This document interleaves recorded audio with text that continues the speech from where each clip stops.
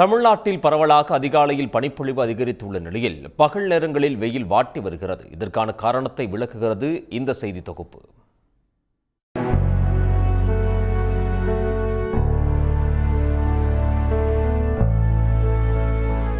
தமிழ்நாட்டில் அதிக மழைப்பொழிவை கொடுத்த வடகிழக்கு பருவமழை விடைபெற்ற பிறகு பிப்ரவரி மாதத்திலேயே வெயிலின் தாக்கம் அதிகரிக்க தொடங்கியுள்ளது.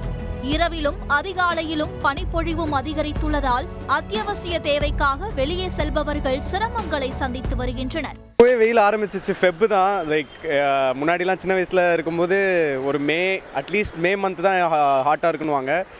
பட் இப்போவே அது எல்லாம் ஐ திங்க் குளோபல் வார்மிங் தான் ரீசன் நினைக்கிறேன். இந்த வாட்டி கிட்டக்கே வந்துருச்சு, பிஃபோராகவே வந்துருச்சு. வெயில் ஓட்டெல்லாம் கண் எரிச்சல், உடம்புனுடைய பாதிப்பு எல்லாமே ரொம்ப இதாக இருக்குது. இதுலேயே செம்ம வெயிலாக இருக்குது. ஸோ முடியவே இல்லை. பைக் ஓட்டும் போதெல்லாம் ரொம்ப கஷ்டமாக இருக்குது. 7 மணிக்கு வரும்போதெல்லாமே ஒரு மாதிரி ரொம்ப உஷ்ணம் ரொம்ப அதிகமாக இருக்குது. பிப்ரவரி 5 வெயில் அதிகமாக ஆரம்பிச்சிச்சு.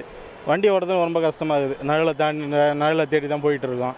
ஏன்னா நிழலான நேரத்தில் போட்டுட்டு சாப்பிட்டு அதுக்கப்புறம் தான் வண்டியை சாப்பிட்டோம். ஆனால் பார்த்தீங்கன்னா ஈவினிங் 6 மணி வரைக்கும் அந்த வெயில் தாக்கம் அப்படியே தான் இருக்குது.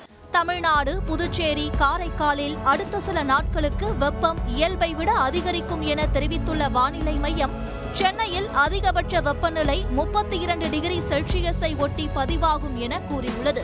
இதற்கு வறண்ட காற்றின் ஊடுருவலே காரணம் என வானிலை ஆய்வாளர்கள் தெரிவிக்கின்றனர். பகல் நேரத்துல வெப்பமான சூழலும் இரவு அதிகாலை நேரத்துல குளிர்ந்த வானிலையும் 2 வாரங்களுக்கு நீடிக்கும் என எதிர்பார்க்கப்படுது.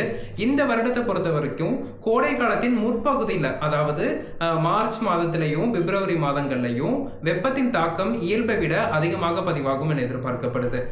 பருவநிலையில் திடீர் மாற்றம் ஏற்பட்டாலும் பிப்ரவரி மாதத்தில் மழைக்கான வாய்ப்பு குறைவாக இருப்பதால் சம்பா, தாளடி பருவ வேளாண்மையை விவசாயிகள் அச்சமின்றி மேற்கொள்ளலாம் என வானிலை ஆய்வாளர்கள் தெரிவிக்கின்றனர்.